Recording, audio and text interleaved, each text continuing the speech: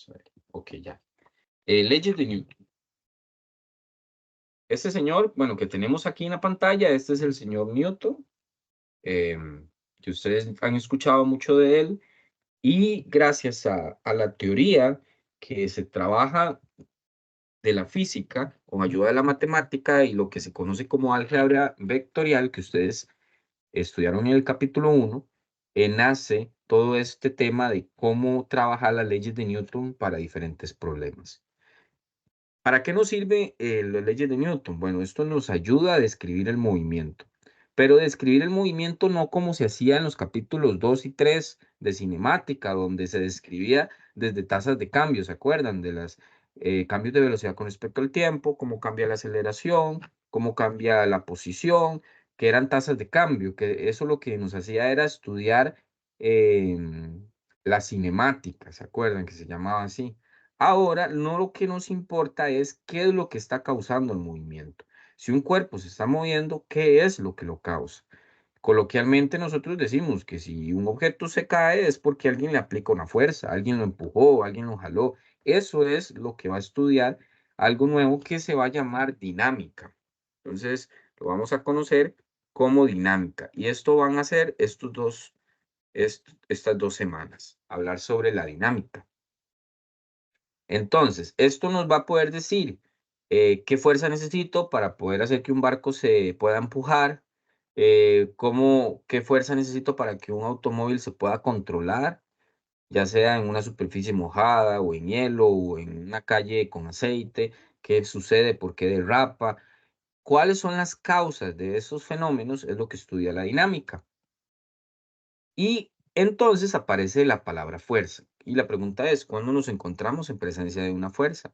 Podemos ver que las fuerzas están en el día a día, ya sea cuando estén jalando una cuerda, como en el caso que vemos ahí en la presentación, alguien jalando, haciendo una fuerza que le vamos a llamar de tensión, esa fuerza, cuando alguien está jalando. Hay otro tipo de fuerza que es el empuje, cuando ustedes llegan y agarran y empujan un objeto, ya sea la mesa, una refri o algo que tengan en la casa y lo necesiten mover de un lugar a otro. Como ven, si están moviendo la mesa o algo de un lugar a otro, ya no estamos analizando cuánta fue la velocidad que tuvo ese objeto a través del tiempo, qué posición obtuvo a través del tiempo. No, ahora vamos a analizar son las fuerzas, esas fuerzas. Claro, vamos a ver más adelante que dependiendo cómo le apliquemos la fuerza, podemos hacer que ese cuerpo acelere o que se mueva a velocidad constante. Las fuerzas no necesariamente son horizontales. Vemos el caso de este señor que está empujando a este niño. Entonces lo jala con una fuerza de tensión, pero esa fuerza de tensión hace un ángulo con respecto a la horizontal. Cuando hablamos de que hace un ángulo con respecto a la horizontal, es porque la horizontal sería ese eje X que conocíamos antes, que en este caso puede ser el suelo, y la fuerza se está aplicando, vamos a escoger otro color, se está aplicando con un cierto ángulo con respecto a ese eje X. Entonces, si vemos que se está aplicando con un cierto ángulo, ¿qué creen ustedes que hay que utilizar a la hora de sumar fuerzas? Es con la suma de los vectores. Correcto, con la suma de los vectores. Entonces podemos decir que la fuerza, eh, podemos decir que intuitivamente nosotros experimentamos la fuerza cuando hacemos empujes, jalones sobre un objeto, cuando se empuja un automóvil que se descompone, un carrito del supermercado. Todos esos casos estábamos aplicando una fuerza.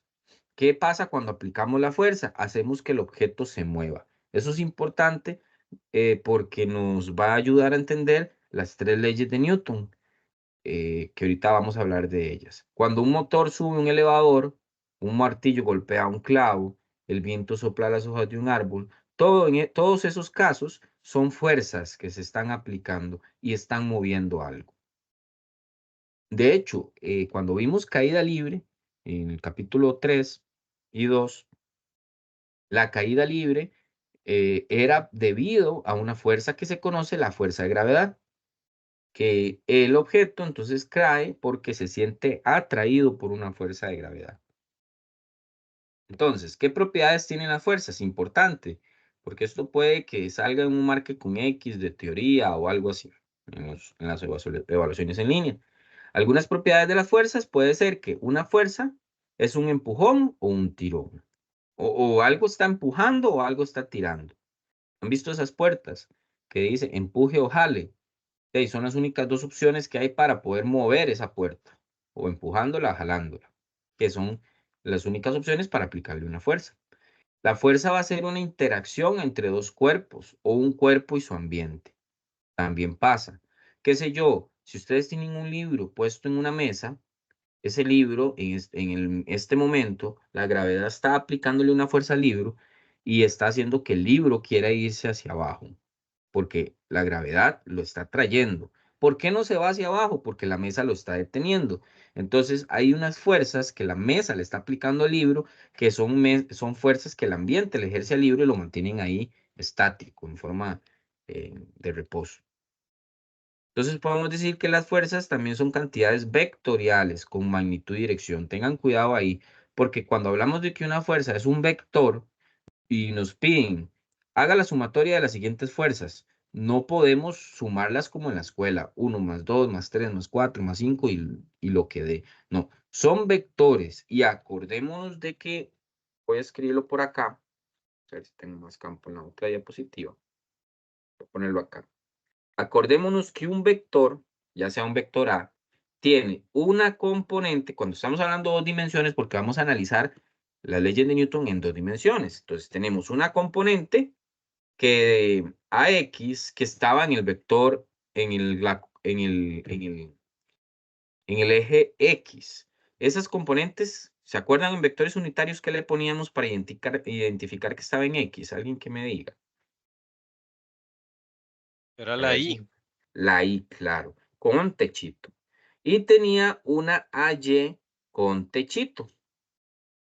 Luego, puede ser un vector de fuerza. ¿Qué me está diciendo? Ah, ok, alguien está aplicando una fuerza con dos componentes. Entonces, ¿qué es lo que significa? Ok, que tenemos un eje Y, un eje X, y hay dos componentes, o sea, que alguien aplicó una fuerza hacia acá.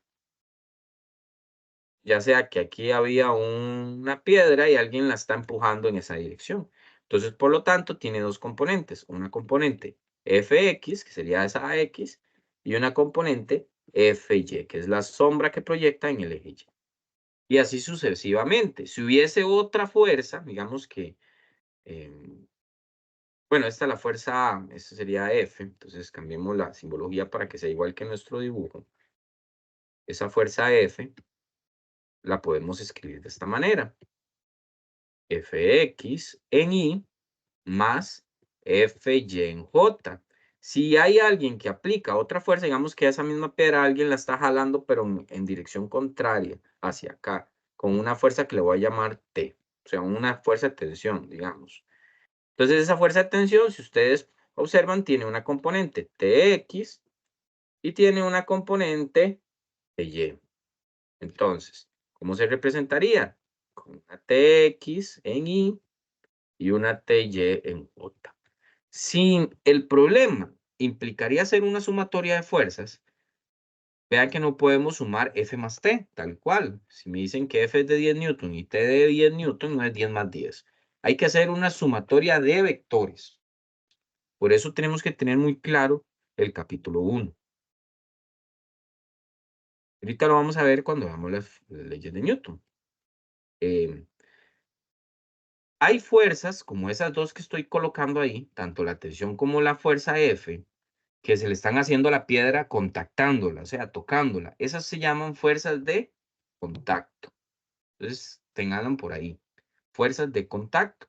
Tenemos fuerza de tensión, que ya las vimos, las fuerzas de empuje, como esta F, todo eso.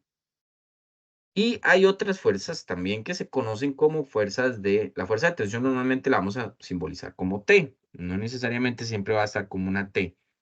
La fuerza normal, que la fuerza normal es la fuerza, em, es como una fuerza que la superficie le hace a los objetos. Qué sé yo, si estamos en un plano inclinado y colocamos un bloque en ese plano inclinado, el bloque le hace una fuerza a la superficie y la superficie le responde con una fuerza en la misma cantidad en dirección inversa. Esa es la fuerza normal. Entonces, una característica de la fuerza normal es que siempre, y apúntenlo por ahí, porque es súper importante a la hora de hacer ejercicios, siempre es perpendicular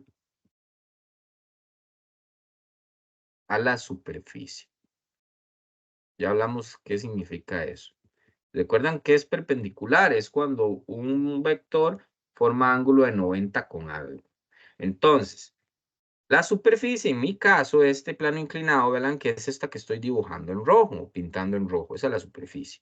Entonces, ¿en qué dirección tendría que ir la fuerza normal? Alguien que me diga.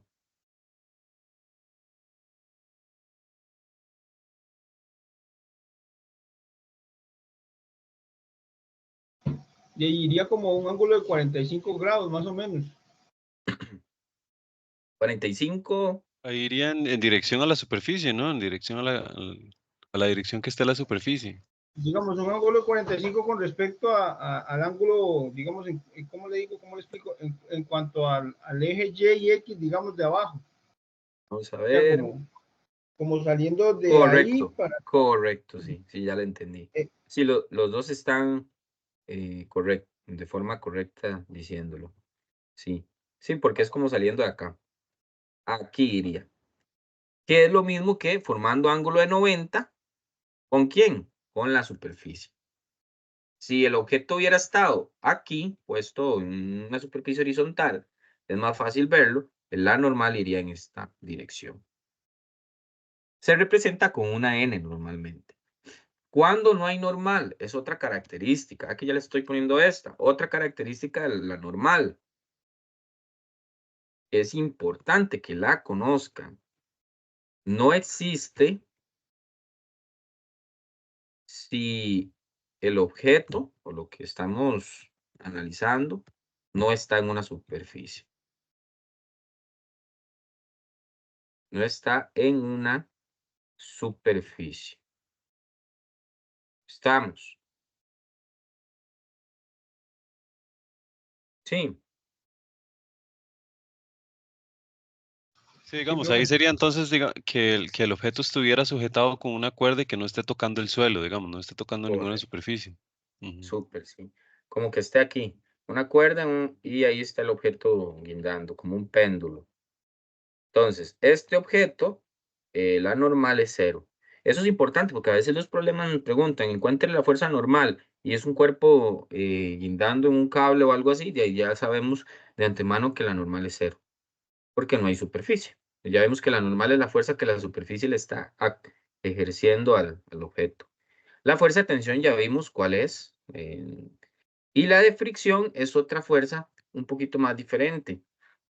La de fricción es la fuerza, es una fuerza, voy a ponerle acá,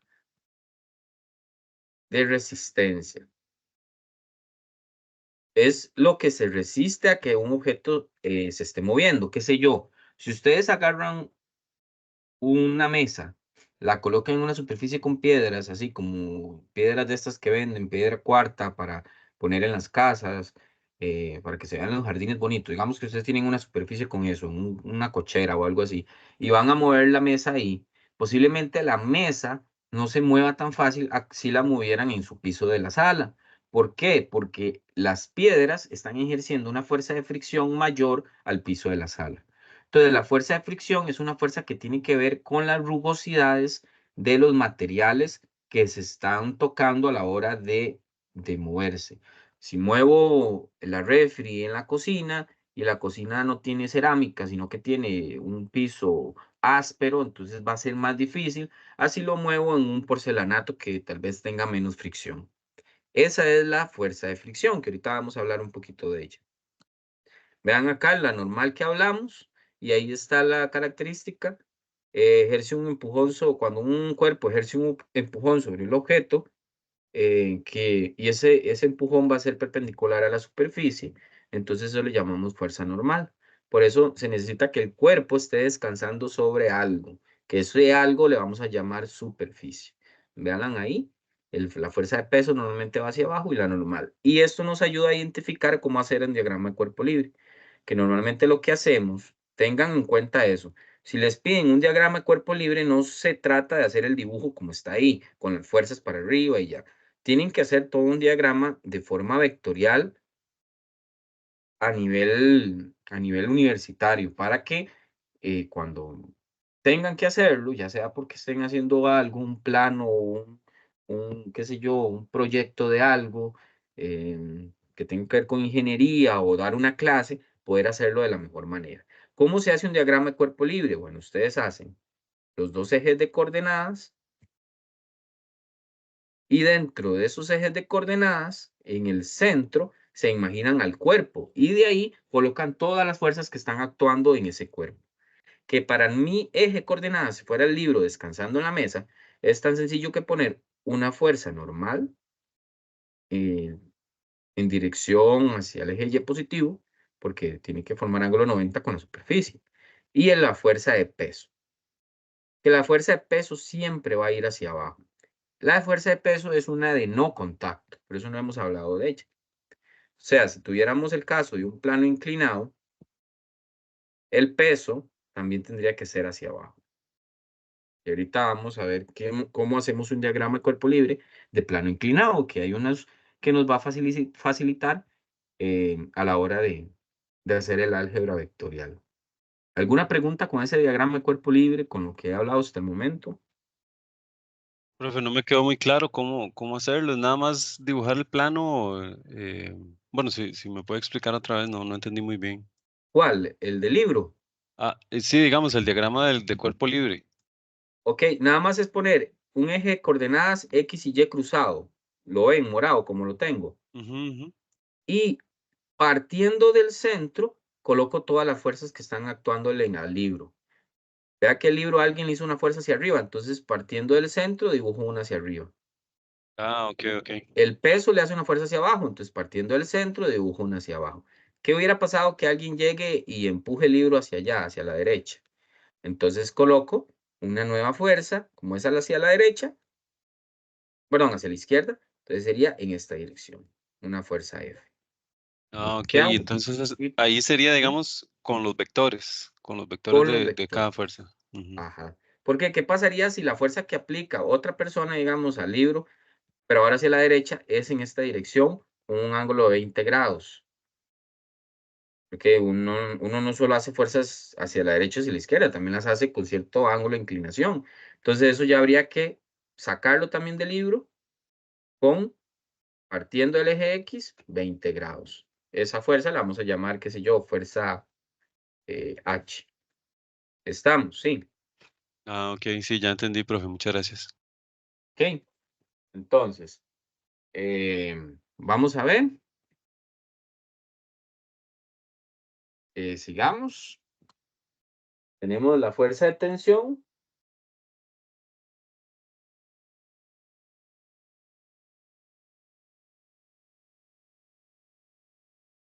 La fuerza de tensión, que sería la fuerza de tirón ejercida por una cuerda o por un cordel estirado sobre un objeto.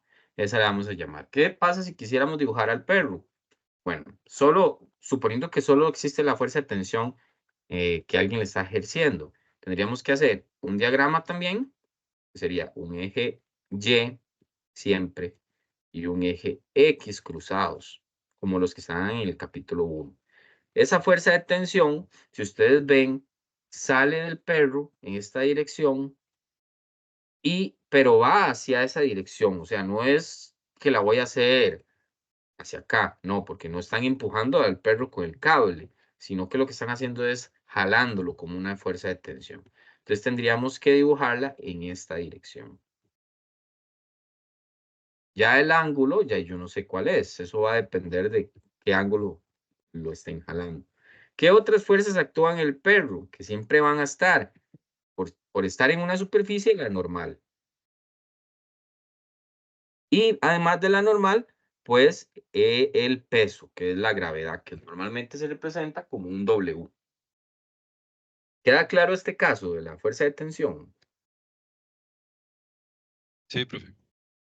Entonces, sigamos Sí, viendo. A profe. ver, ¿alguien iba a preguntar algo más? No, profe, digamos, y ahí también faltaría la fuerza que está ejerciendo el perro hacia adelante también, ¿verdad? Sobre el eje X. Ah, ok, eso es importante. Las fuerzas que vamos a dibujar en el diagrama son solo las fuerzas que se le hacen al objeto. Si el perro hace una fuerza para moverse, o lo que esté haciendo, es una fuerza de él, entonces esa no se dibuja en el diagrama. Son solo las fuerzas que actúan en el sistema. ¿Me entienden? ¿O no se entiende? Entonces, ¿qué pasa con esa fuerza que está ejerciendo el objeto en sí, entonces? En este caso, un animal, digamos. Esa fuerza se contrarresta con la tensión, ¿verdad? Entonces, si, qué sé yo, se está valorando en ese valor de tensión. Si la fuerza es muy alta, la que hace el perro, pues la fuerza de tensión aumenta, porque la persona tiene Ah, ok, que ok. aplicar más Ujú. fuerza para sostenerlo. Por eso solo se incluye la fuerza que ejercen las cosas al cuerpo. Porque si ustedes meten también las fuerzas que el cuerpo hace, al final se hace una cancelación de fuerzas y es como si no estuviéramos dibujando nada, porque se tiende a mantener como un equilibrio o así. Sí, más o Ok. menos. Sí, sí, Y ya a mí me queda también claro.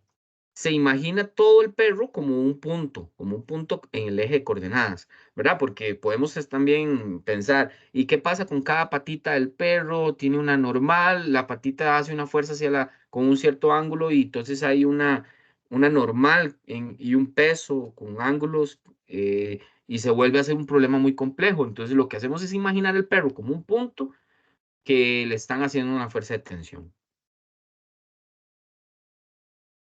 Sí, como si fuera un ¿Sí? perro de yeso ahí, algo que no va Algo a así, sí, ejercer fuerza. correcto. Sí. De hecho, se le llama a estos sistemas partículas, entonces se considera como una partícula. Ahí tenemos un ejemplo de la fuerza de fricción. Entonces vamos a definirla como una fuerza de rozamiento que existe entre dos superficies de contacto.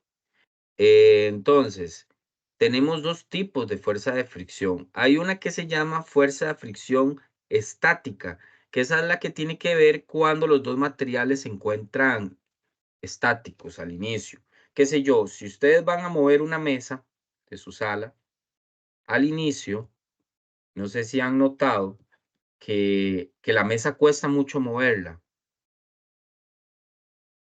al inicio, como que está ahí pegada, cuesta. No es que está pegada, sino que las rugosidades entre el material de la silla y el material del piso son mayores. Entonces, al principio se ocupa una mayor fuerza para moverla.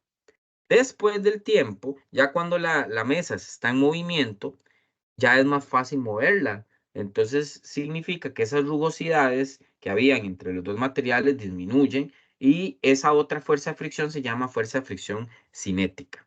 La cinética es cuando ya las dos superficies se encuentran en movimiento relativo entre sí. Una se mueve en un sentido y la fuerza de fricción en el sentido contrario. Cuando son estáticas es al inicio. Cuando yo empiezo a empujar, hay una fuerza que se está efectuando, pero todavía no se está moviendo la mesa. Entonces, vamos a decir que para un cuerpo, una característica importante de las fuerzas de fricción es que, por acá lo escribí, se opone al movimiento relativo entre ambas superficies. ¿Qué significa eso? Siempre tiene dirección contraria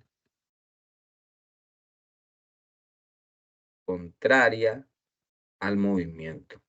Al movimiento, contraria al movimiento que tiene el cuerpo, el objeto, lo que estemos estudiando. Qué sé yo, si ustedes están moviendo la mesa hacia la derecha, en el piso hay una fuerza de fricción en dirección opuesta que me está deteniendo la mesa. Esas fuerzas de fricción tienen algo que se llama coeficiente de fricción. El coeficiente de fricción es un valor constante que va a tener cada material. O sea, cada material tiene un coeficiente de fricción. Que por qué, ejemplo, por qué en la arena es más fácil detener la pelota que en una pista de hielo porque la pista de hielo tiene un coeficiente de fricción tan cercano a cero que es muy difícil que algo se detenga ahí. O sea, la fuerza de fricción es tan mínima que cuesta que se detenga. Entonces, vamos a hablar que la fuerza de fricción estática va a ser siempre menor a un valor que es el coeficiente estático por el valor de la normal del cuerpo. O sea, si el cuerpo está en una superficie, tiene una normal, hay una fuerza, lo están moviendo hacia la derecha, entonces va a tener una fuerza de fricción opuesta, pero estática. Al inicio, cuando está quieta, es siempre que sea menor ese valor a un coeficiente que va a depender del material por la normal, vamos a tener el cuerpo en reposo, como es el caso que está acá. Estas imágenes vienen en el libro, las estudie. Va a llegar el momento donde la fricción que le hacían la fuerza que le hacían ustedes a la mesa, va a llegar a un punto que se iguala a ese valor de μs por n. Cuando ya se iguala, ya la mesa empieza a moverse. Y una vez que ya empieza a moverse, ya la fricción cambia. Y tenemos en el caso de aquí, en la parte D, una fricción con un subíndice K, que es la cinética, que va a ser otro coeficiente, porque los materiales cuando ya están en movimiento cambia ese coeficiente de fricción por la normal. Entonces, vean que la fricción viene siendo una fuerza que también se puede encontrar por una ecuación, el coeficiente por la normal. Y tiene sentido, porque la normal va a depender mucho de qué tan pesado es el cuerpo. Entre más masa tenga el cuerpo, más normal hay. Entonces, ¿qué pasa? Que si la normal aumenta, ¿qué le pasa a la fricción? Alguno que me diga. Si la normal aumenta, ¿qué le pasaría a la fricción? Va a aumentar también. Correcto. Entonces, por eso, si tenemos una vagoneta llena de arena, las llantas van a hacer mayor fricción con el camino. Así está vacía, entonces van a poder hacer menos fricción. O qué sé yo, un carretillo con arena, va a ser más difícil moverlo en una superficie con lodo que si estuviera vacío. Esta tabla que les pongo acá, creo que viene en el libro y trae diferentes valores de coeficiente de fricción. El coeficiente de fricción no va a cambiar entre los materiales, por más que cambie el tamaño del material, no va a cambiar. Lo que cambia siempre es la fricción, pero es porque se multiplica el coeficiente por la normal. Entonces vean que para el acero sobre acero, el coeficiente de fricción estática es de 0.74, ¿verdad? De 0.74. En cambio, para el cinético es de 0.57. Entonces usted ve que el 74 es mayor y el cinético es menor. ¿Qué significa? Que si ustedes empiezan a mover un material de acero sobre otro de acero, al principio la fricción estática es mayor, cuando ya está en movimiento se hace menor. ¿Por qué? Porque cambió el coeficiente de fricción, se hace menor. Y eso prácticamente pasa con todos los materiales, ¿verdad? Entonces,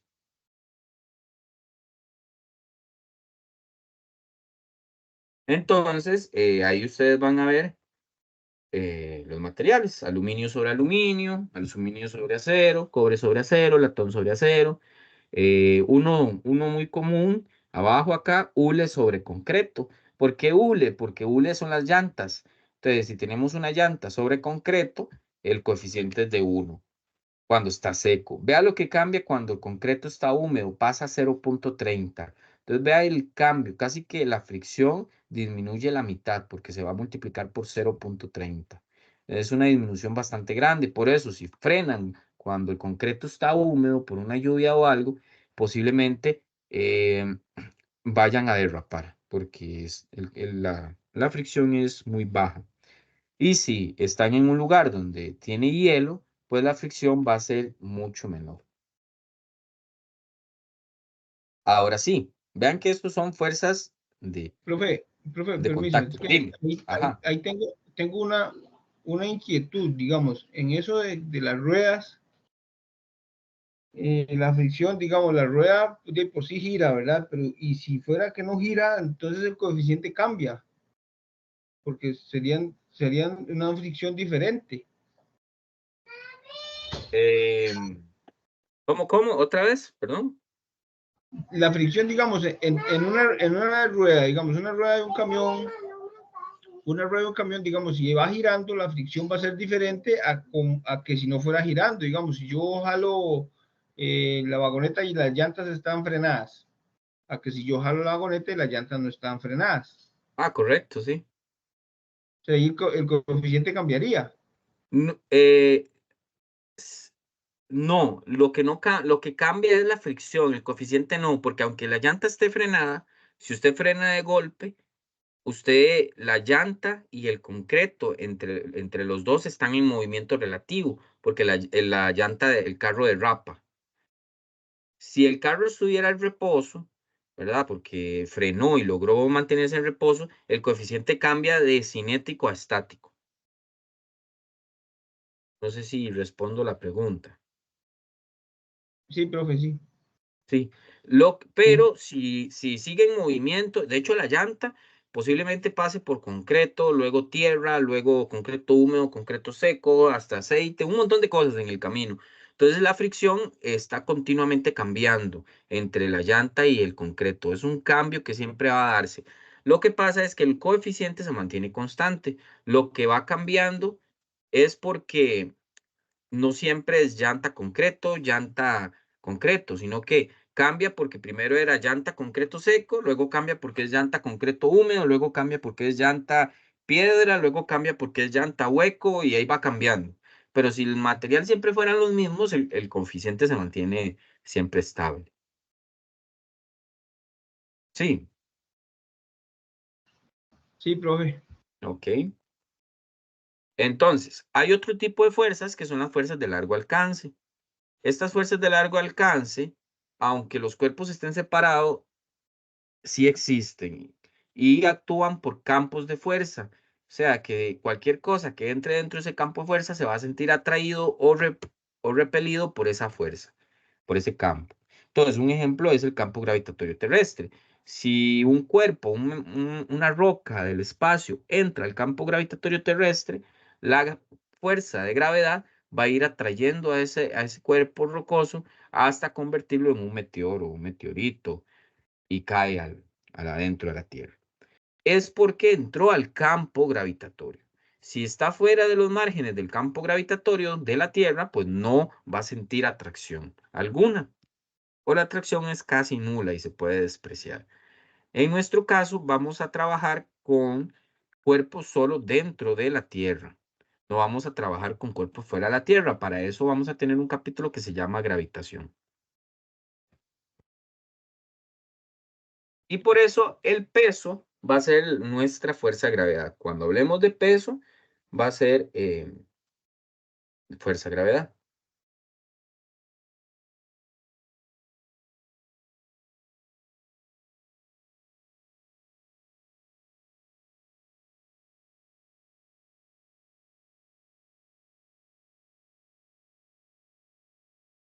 ¿Ok?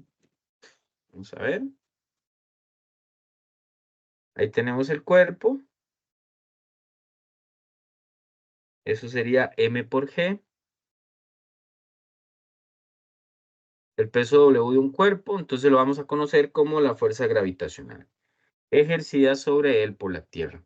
El peso es una cantidad vectorial y la magnitud del peso de un cuerpo va a ser entonces siempre la masa por la gravedad. Eso va a ser el peso. Tengan cuidado porque posiblemente en un ejercicio ustedes siempre pongan W, no se fijen que estén trabajando tal vez con la componente del peso y pasa mucho que tal vez tienen que necesitan la componente vertical del peso y ponen siempre mg donde vean W.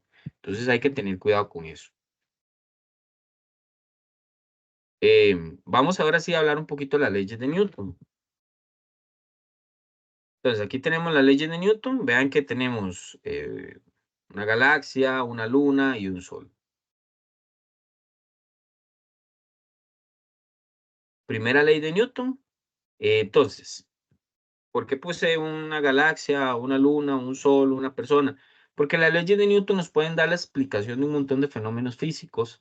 ¿Por qué la luna se encuentra donde está y no se siente atraída hacia la Tierra y explota y colisiona. Bueno, en realidad sí, la Tierra es más grande que la Luna. La fuerza gravitatoria de la Tierra a la Luna va a ir haciendo que poco a poco la Luna se vaya acercando o se vaya alejando. Eso va a pasar y va a ser producto también de las leyes de Newton, además de un montón de fenómenos. La primera ley lo que quiere decir es que si tenemos un cuerpo que se encuentra en reposo o velocidad constante, él se va a mantener así, siempre en reposo y a velocidad constante, siempre y cuando no existan fuerzas netas que actúen en él. ¿Qué significa fuerzas netas? Bueno, puede ser que el cuerpo esté en el espacio, como esta bolita que estoy dibujando, que tenga una velocidad en el espacio, y como en el espacio no hay ninguna fuerza, suponiendo que los planetas están súper alejados, ninguna fuerza que lo mueva, lo detenga, entonces él se mantiene con velocidad constante. Y esa rapidez o esa velocidad constante con la que se mantiene el cuerpo hace que su aceleración sea igual a 0. No se está moviendo. Bueno, o se está moviendo, pero con velocidad constante, que es lo mismo a que si el cuerpo estuviera en un lugar en reposo. Si está en reposo, su aceleración es 0 y tenemos un caso de velocidad igual a 0, que también es una velocidad constante. Esos casos son cuando se da presencia de la primera ley de Newton. Entonces, si tenemos una ley de Newton, primera, me dice que la sumatoria, por eso van a ver este simbolito de Riemann, de todas las fuerzas que actúan en el sistema, van a ser igual a ¿cuánto?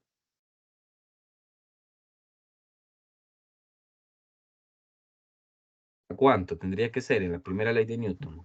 De 0, profe, sería. Correcto, a 0. ¿Qué significa también? Que si tengo un caso donde tengo una caja, alguien la está empujando hacia la derecha con una fuerza de 20 newtons y otra persona la está empujando a la izquierda con otra fuerza de 20 newtons. Entonces, si yo hago el diagrama de cuerpo libre, tengo una fuerza hacia la derecha y una fuerza hacia la izquierda. Cuando sumo, vea que 20 menos 20 da 0. Entonces, también es un caso.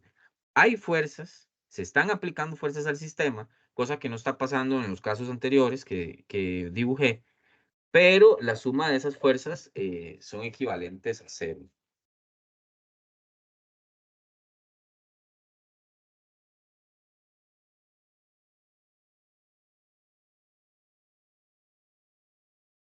Estamos. Sí, Entonces, profe. vamos a ver. Ahí lo tenemos, vean cómo se ve, porque en las ecuaciones viene sumatoria de fuerzas en X y sumatoria de fuerzas en Y. Porque muchas veces los vectores de fuerzas tienen componentes en X y en Y. Entonces, cuando tenemos la primera ley de Newton, posiblemente se aplique solo en el eje X o solamente en el eje Y. Como puede ser, qué sé yo, voy a hacer acá un caso en donde pueda tener, qué sé yo, un carrito que se está moviendo, tal vez para sacarlo del lodo, y alguien aplica una fuerza hacia la derecha de 20 newtons. Entonces, cuando hacemos nuestro diagrama de cuerpo libre, vemos que tal vez hacia la derecha sí hay una fuerza, y puede que sea, digamos que sea la única fuerza. Entonces, si ustedes ven, en el eje X, por más que yo sume las fuerzas, no va a dar 0. Entonces, en el eje X no hay no hay forma que me dé igual a 0 la sumatoria de fuerzas. Entonces, podemos decir que no es la primera ley de Newton en el eje X. Pero en el eje Y podemos ver que vamos a tener un caso donde tenemos una normal del carrito y un peso. El carro nunca va a brincar en el eje Y. Por lo tanto, ¿qué pasa con la sumatoria de fuerzas en el eje Y si yo la quisiera hacer? Que sería sumatoria de fuerzas en Y. La normal es un vector positivo. Entonces, vean que ya ella es una componente en Y, solo ponemos normal. No hay que poner normal sendecita, codecita, porque ya ella está en el eje Y. Menos el peso, porque el peso también está en el eje Y, nada más que negativo, por eso pongo menos. Y eso sería igual a ¿cuánto?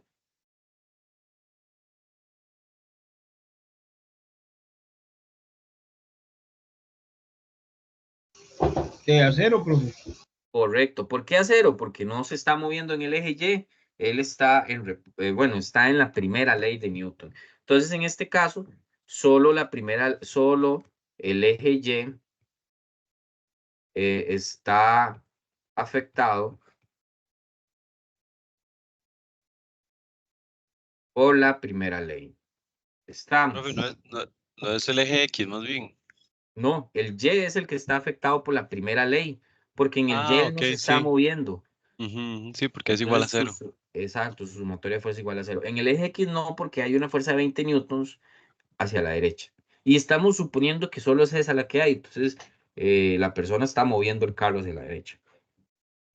Claro, se está moviendo, posiblemente. Ustedes dicen, "Di, pero si se está moviendo con velocidad constante". No se va a mover con velocidad constante porque hay una fuerza neta. Cuando hay una fuerza neta, la sumatoria de fuerzas ya no es cero, es igual a algo. En esos casos no hay una velocidad constante. Ahorita vamos a ver por qué. Y es bueno, después hablamos de eso, es por esto. Porque cuando hay una fuerza neta, aparece la segunda ley de Newton. ¿Qué es la segunda ley de Newton? Dice que una fuerza neta, cuando actúa sobre un cuerpo, lo que va a hacer es que este cuerpo acelere. ¿Y en qué dirección va a acelerar? En la dirección de la fuerza neta. Si la magnitud de la fuerza neta es constante, entonces podemos decir que tenemos una aceleración constante. El mismo caso de ese carrito. Ahí tenemos ese carrito. El carrito, entonces lo estaba moviendo con 20 newtons hacia la derecha. Entonces, mi sumatoria de fuerzas en el eje X va a ser igual a esos 20 newtons positivos. Como está hablando del eje X, él solo se está moviendo en el eje X, entonces mi sumatoria de fuerzas en el eje Z es 0, mi sumatoria de fuerzas en el eje Y también es 0, y esos 20 newtons van a ser igual a la masa del carrito por la aceleración en X que tenga el carrito. Entonces, ven, ya hay una aceleración. Ese carro tiene una aceleración en X de un valor de 20 newtons entre el valor de la masa. Positivo porque la fuerza neta es a la derecha. ¿Se entiende? ¿Qué significa la segunda ley de Newton?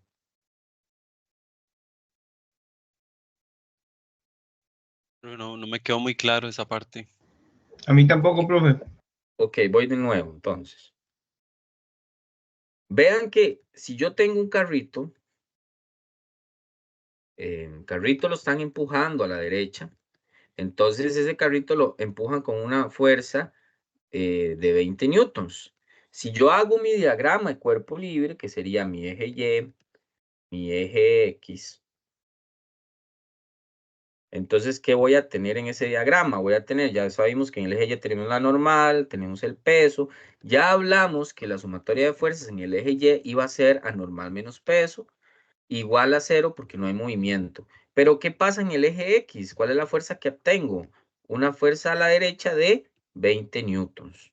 ¿Estamos? Entonces, cuando yo hago mi sumatoria de fuerzas en el eje X, ¿qué fuerza tengo que colocar ahí? ¿Igual a qué? A F, ¿cierto? ¿Se entiende eso? Que igual a F.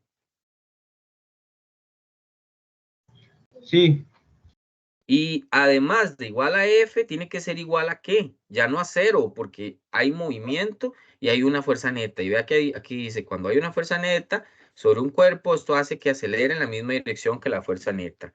Entonces vamos a tener una igualdad de m por aceleración. Pero como les estoy hablando de que el cuerpo solo se mueve en el eje X, ¿qué pasa con la sumatoria de fuerzas en Z? Va a ser 0. ¿Y qué pasa con la sumatoria de fuerzas en Y? Ya la vimos, es 0. Entonces solo tenemos la masa del carrito, como dice la ecuación, o la aceleración en X. Hasta ahí vamos bien. Sí, sí. Entonces, de esa misma ecuación de la sumatoria de fuerzas en X, podemos ver que la fuerza neta que se está actuando es m por aceleración en X. Si yo quisiera saber cuál es la aceleración del carrito, es la fuerza neta entre la masa. Pasa es que a veces los problemas tienen un montón de fuerzas, entonces hay que hacer una sumatoria de fuerzas en el eje X para saber cuál es el valor de la fuerza neta. Que eso hay que ir haciéndolo poco a poco, por eso es bueno que nos podamos conectar el jueves y la otra semana para hacer bastantes problemas porque son largos y son a veces más complicados. Estamos con la segunda ley. Sí, profe, ya me quedó claro. ¿Ok? Listo. Vean que aquí viene la sumatoria de fuerzas va a ser igual a M por A. ¿De qué va a depender? Si estamos en el eje X, si las fuerzas que estoy sumando son en el eje Y o las fuerzas que estoy sumando son en el eje Z. En este caso, normalmente vamos a trabajar el X y el Y. Y un enunciado alterno es el que estábamos hablando. La aceleración de un cuerpo va a ser igual a la sumatoria de sus fuerzas entre la masa. Si yo sé que el cuerpo se mueve en el eje X, entonces lo que tenemos es una aceleración en X y va a ser la sumatoria de fuerzas en X entre la masa. Esa sería la segunda ley de Newton.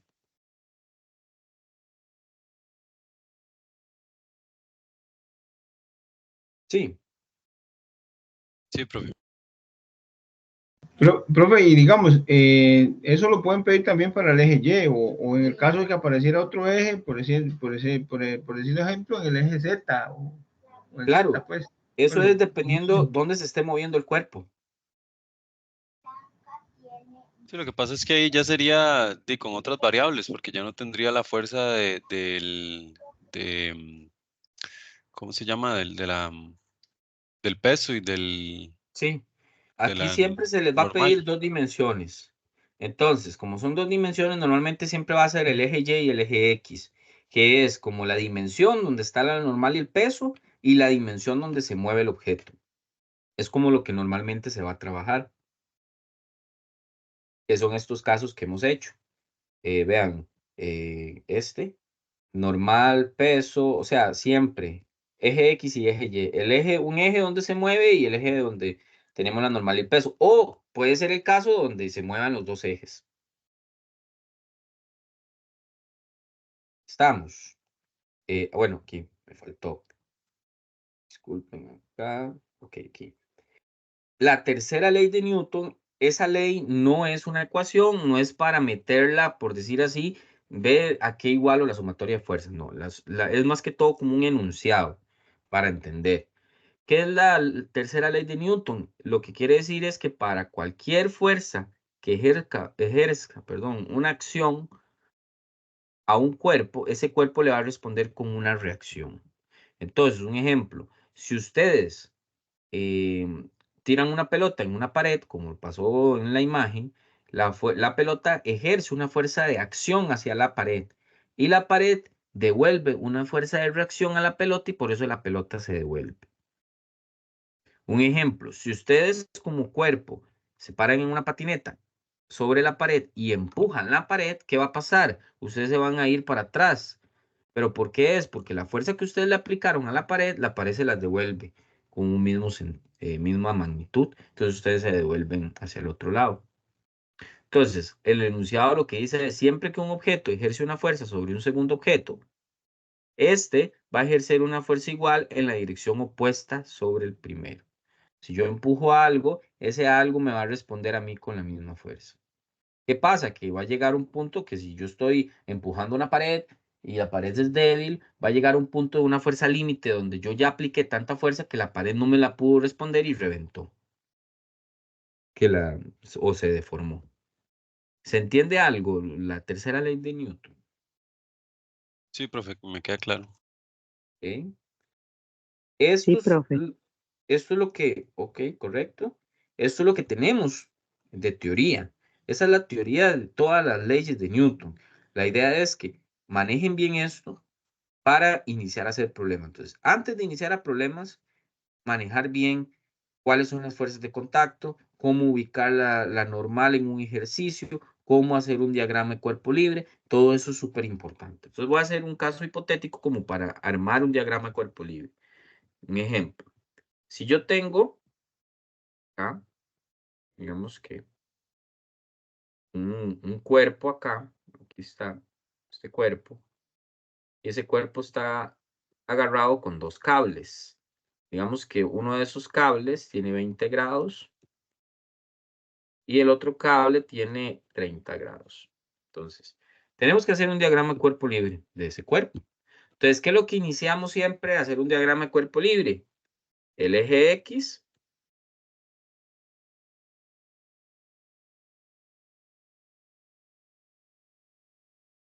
Y el eje Y. Ahora tenemos que imaginarnos el cuerpo en el centro. Aquí. Ahora, son fuerzas de tensión. Imaginarnos en qué dirección está aplicando esas fuerzas al cuerpo que está ahí colgando. Entonces, ¿cómo serían esas fuerzas que se le están aplicando a ese cuerpo colgando?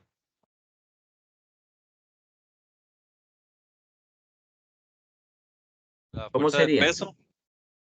Ajá, esta del peso es una fuerza que siempre va a ir hacia abajo. Yo la coloco hacia acá.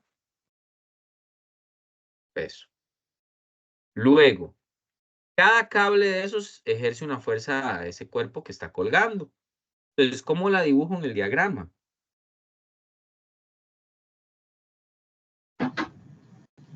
Igual, digamos, con... ¿Cómo? Adelante, Pedro. Gracias, compañero. Digamos, esa de los 20 grados sería como ubicar sobre el eje X positivo, entre el eje X y Y, una línea ahí, un vector Perfecto. a 20 grados. Ajá, claro, pero eso sí, como es de tensión, está jalándola la caja hacia allá. Eso es importante verlo. Entonces, eso me permite ponerla acá con 20 grados. Sí. Y la otra está jalando hacia acá. Sí, digamos, hay que tener cuidado en la dirección, digamos, a la que se está ejerciendo esa fuerza. Correcto, sí. Porque puede que también lo esté empujando. Si lo estuviera empujando, entonces hay que hacerlo debajo del eje Y, debajo del Correcto. eje X. Sí. Si estuviera empujando, sería hacia acá. Pero como sabemos que es un cable, el cable lo que hace es tensión y la tensión la hace en dirección contraria. Si fuera una varilla que lo está empujando, el ejercicio lo diría.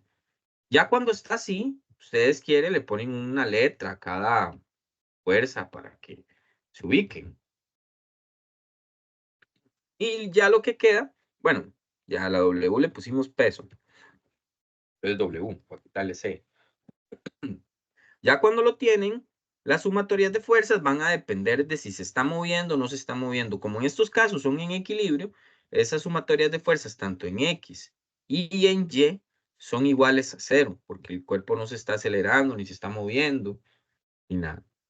¿Y cómo se harían? Bueno, habría que fijarse todas las componentes que hay en cada eje. Vamos a hacer la de X primero. Profe. En X tenemos dos componentes. Disculpen. La de A y B. ¿Por qué W no? Porque W no está proyectando ninguna sombra en el eje X. Si ustedes ven, la sombra que proyecta el vector A en el eje X es A coseno, porque es adyacente al ángulo. Y negativa, porque es de este lado. Entonces lo que hacemos es colocar nada más menos A coseno de 30 grados. Y B positiva y proyectada del otro lado como B cos de 20. Vamos a poner acá.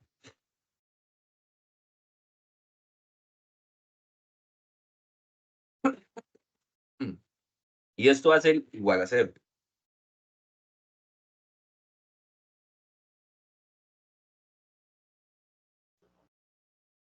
Profe, en la primera es con cos de 30.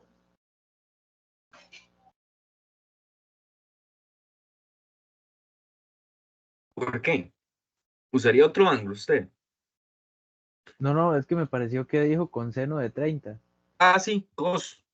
Es que dije con cos, entonces no como con seno. No sé si me Ah, ya. equivoqué. Coseno, sí, correcto. Como está ahí la imagen. Y eso, de ahí yo puedo despejar cuál es el valor de la tensión A o la tensión B con los datos que me vaya dando el problema. Si yo me voy a la sumatoria de fuerzas en Y, ya aparece una componente en Y de A, que como es opuesta y está en el eje Y positivo, es A seno de 30. Luego B, seno de 20. Y podemos ver que W está en el eje negativo, entonces menos W. Todo eso igual a 0.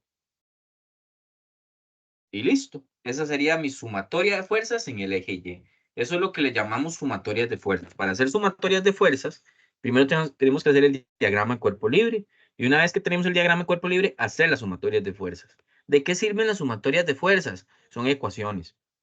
Esas ecuaciones me pueden brindar lo que me estén preguntando, ya sea una tensión, un valor de una fuerza, el valor de un peso. Se me van a convertir como en ecuaciones que yo algebraicamente ya empiezo qué sé yo, a despejar la que necesito o poner una ecuación en términos de otra, lo que llamábamos sistema de ecuaciones. Eso hay que hacerlo mucho en estos problemas. Y eso es lo que quiero que hagamos.